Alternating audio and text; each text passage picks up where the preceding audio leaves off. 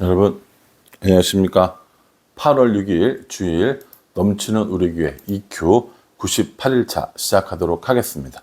오늘 본문 말씀은 요한계시록 4장 1절부터 7장 11절까지 말씀입니다.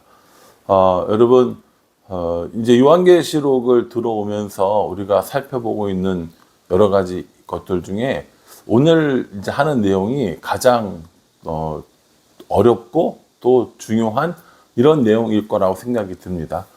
왜냐하면 이제 여기서부터 나오는 게 뭐냐면 이제 하늘 보좌, 그리고 어린 양, 그리고 일곱인 이런 거 나오거든요. 일곱인, 일곱 나팔 쭉 나오는데 사실 이런 것들이 우리가 요한계시록을 이해하는데 가장 큰 어려움입니다. 어떤 의미가 있는가, 어떻게 나타나고 있는가라고 이야기를 할 때 명확하게 답을 못하는 거죠. 여러분 요한계시록을 해석하는 여러 가지 방법들이 있겠지만 지금 여기서 말하는 것이 어떠한 현상을 나타내는 거고 어떠한 사건을 나타내는 건가에 집중하기보다는 요한계시록을 이번에 묵상하면서 하나님에게 좀 더 관심을 가지고 하나님에 대해서 이런 묵상을 하는 시간이 되면 더 좋겠다라는 생각을 해봅니다. 오늘 4장에 보면 하늘 보좌가 나오거든요. 하늘 보좌에 앉으신 이가 있고 또 그 주변에 24개의 보좌와 24명의 장로들이 있는 것을 보여줍니다. 이게 4장의 내용이거든요. 그래서 그 24 장로가 뭘 하냐면 자신의 관을 들이면서 하나님께 경배하는 모습을 보여주고 있습니다. 그래서 이 4장 10절에 보면은 24 장로들이 보좌에 앉으신 이 앞에 엎드려 세세토록 살아계시는 이에게 경배하고 자기의 관을 보좌 앞에 들이며 이르되 라고 이야기를 합니다. 보통 이제 24 보좌가 무엇인가, 24 장로는 누구인가 이런 거 되게 많이 이야기를 하거든요. 근데 명확하게 누구라고 알려져 있지 않고 또 알 수도 없죠. 다만 이들이 하나님께 대하여 무엇을 했는가라고 생각을 하면 이들의 존재는 알 수 있습니다. 이들은 하나님께 세세토록 경배를 드리고 자신의 관을 하나님께 드리는, 왕에게 드리는 그런 일들을 했다라는 겁니다. 그러니 이 24 장로가 어떤 특정한 사람들을 가르치는 것이 아니라 하나님께 경배하고 하나님께 자신의 관을 드리는 사람, 이 모두를 의미한다라고 봐도 무방하리라 생각을 합니다. 24 보좌와 24 장로에 관한 되게 많은 이런 또 해석들이 있기 때문에 어느 것이 맞다, 어느 것이 틀렸다라고 이야기할 수 없겠지만 분명한 건 중요한 건 24 장로와 24 보좌가 아니라 그들의 경배를 받으시는 하나님이라는 사실입니다. 그런데 요한계시록을 내내 묵상하시면서 어떤 현상, 어떤 사건, 어떤 예언 이런 것보다 하나님께서는 어떤 일을 하셨는가, 또 하나님 어떤 분이신가에 더 집중하면 좋겠다라는 생각을 해봅니다. 5장에 오면요, 이제 봉인된 책이 나옵니다. 그 봉인된 책에서 그 봉인된 것들을 하나씩 뗄 때마다 나타나는 이제 현상들이 생기는 거거든요. 그래서 5장에 보면 봉인된 책과 그것을 떼기에 합당한 어린 양이 나오는 것을 볼 수 있습니다. 봉인되었다라는 것은 이렇게 도장을 딱 찍어서 열어볼 수 없도록 했다라는 거고요. 그 열어볼 수 없도록 되어 있는 그 책으로 인하여서 어찌할꼬라고 할 때 어린 양이 나와서 그 봉인된 것들을 하나씩 떼어질 수 있는 겁니다. 이 어린 양이 누굴 말합니까? 우리를 대신하여 죽으신 예수 그리스도를 의미하는 겁니다. 그래서 예수님께서 다시 오실 때에 심판주로 오시고요. 예수님께서 다시 오시는 그 사건을 통하여서 마지막 그 재뇌 때가 이름을 우리에게 말해주고 있습니다. 그래서 5장 말씀에 보면 봉인된 책과 어린 양에 대한 환상이 나오는 겁니다. 그리고 이제 6장부터는 그 봉인된 책이 하나씩 떼어지는 것들을 보여주는 거죠. 그러니까 4장, 5장, 6장, 7장 그 이유는 이렇게 쭉 연결됐다고 보시면 됩니다. 읽어보면 사실은 쉬운 내용들은 아닌 거예요. 하늘에 보좌 계신 이가 있었고 또 24 장로와 24 보좌에서 경배하고 그때 봉인된 책이 나왔는데 그 책을 뗄 수 없다고 하니까 어린 양이 나와서 그 책에 봉인된 것들을 떼기 시작합니다. 첫 번째 인친 것들을 떼니까 어떤 일이 일어나는가, 두 번째, 세 번째, 네 번째 이렇게 어떤 일이 일어나는가에 대해서 이야기를 하고 있는 것이 6장 말씀입니다. 그래서 이 6장에 나오는 첫 번째 인부터 여섯 번째 인까지를 쭉 보면요.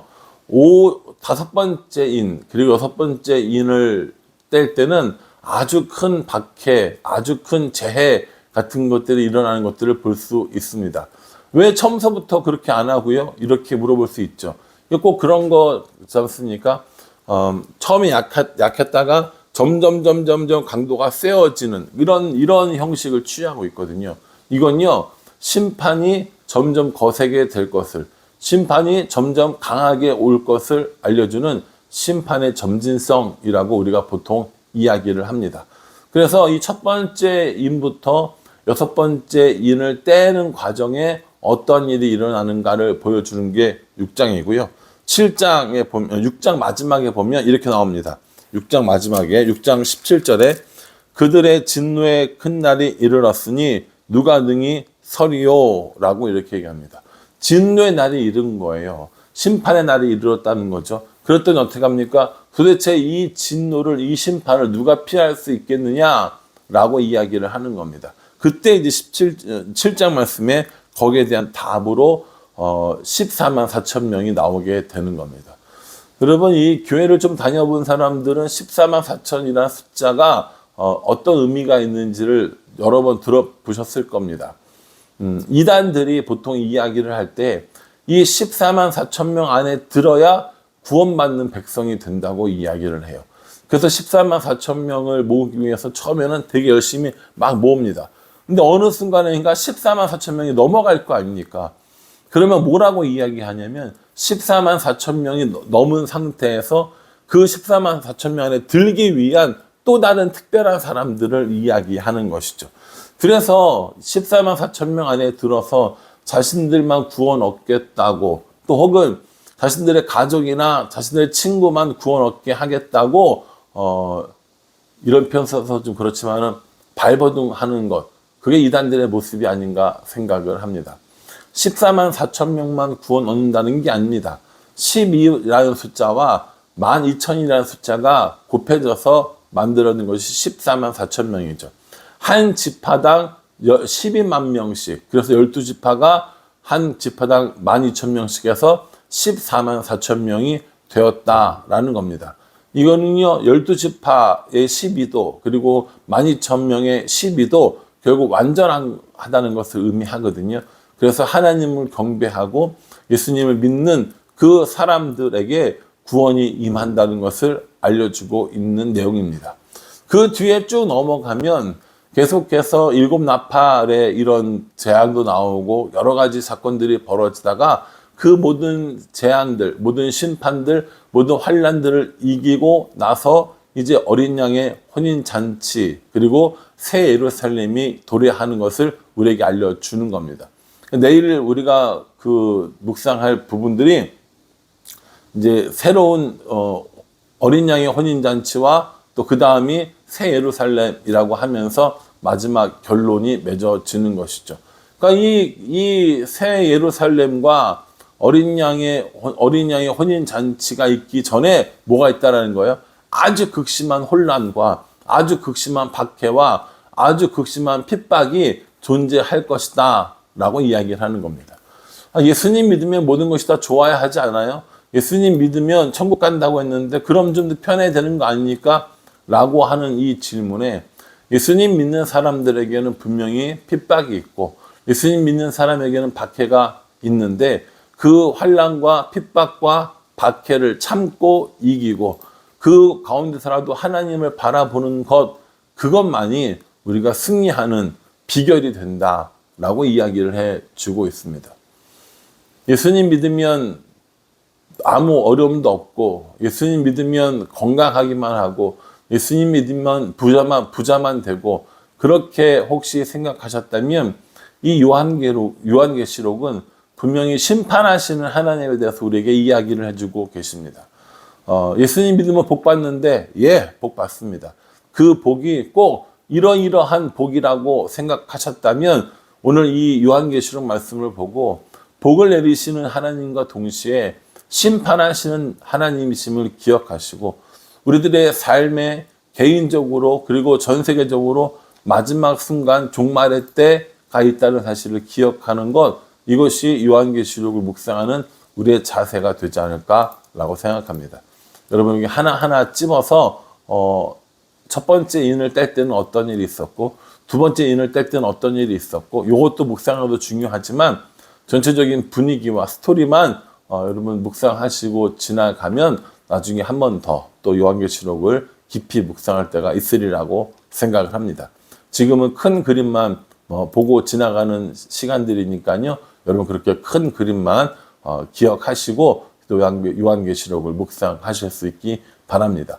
오늘이 98일 차거든요. 이제 이틀 남았어요. 두 번만 더 하면 두 번째 이 큐를 다 하게 되는데 점점 이렇게 말씀의 스토리들이나 줄거리들을 배워감으로 인해서 하나님이 우리에게 원하시는 것이 무엇인가를 알아가는 것, 그것이 우리들의 해야 할 일이라고 생각을 합니다.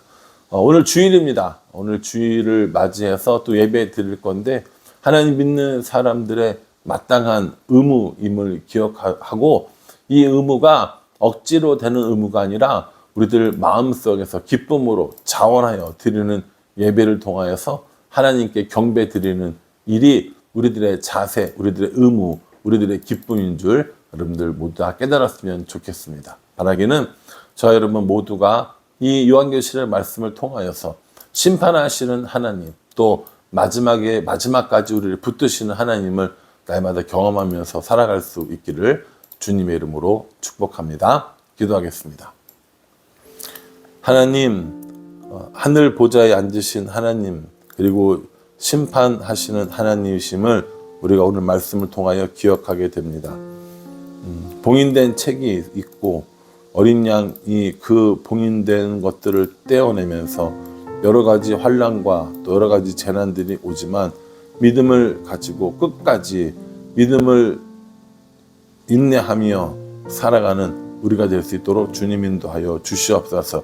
이 요한계시록을 묵상함으로 말미암아 더 하나님을 두려워하며 더 하나님을 경외하는 우리가 될 수 있도록 인도하여 주시옵소서. 예수님의 이름으로 기도합니다. 아멘. 여러분 오늘 주일입니다. 또 함께 만나서 예배드리고 또 기쁨으로 교제할 수 있기를 간절한 마음으로 기도하겠습니다. 감사합니다.